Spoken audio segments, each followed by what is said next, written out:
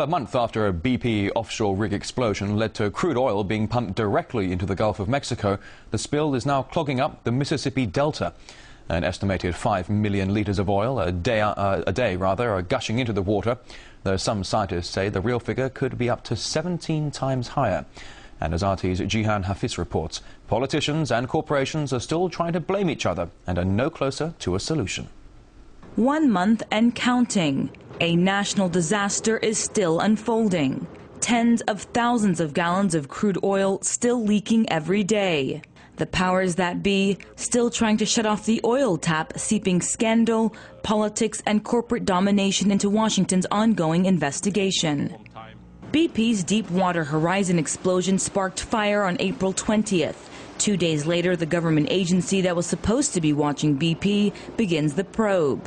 Obama comes to the rescue. BP is responsible for this leak. BP will be paying the bill. But as President of the United States, I'm going to spare no effort to respond to this crisis for as long as it continues. The once vivacious advocates of drill baby drill disappear, along with solutions to the problem. Obama sends SWAT teams as the oil reaches the shores of Louisiana.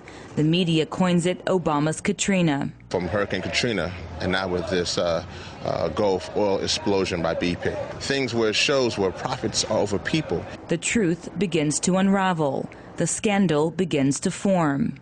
The agency allowed rigs like Deepwater Horizon to drill with near certainty that blowouts would occur without adequate backup devices. In the hot seat, Congress summons the culprits: BP America, Transocean, and Halliburton. They all blame each other and later admit they did not fully cap the rig, which led to the explosion. Halliburton's cementing personnel were placed on standby. The agency responsible for regulating the oil industry is exposed for its cozy industry connections. The government vows to break up the agency and install transparency. All this as Bloomberg Business reports that same agency is the government's second biggest moneymaker next to the IRS, raking in $13 billion alone last year in royalties from the oil industry.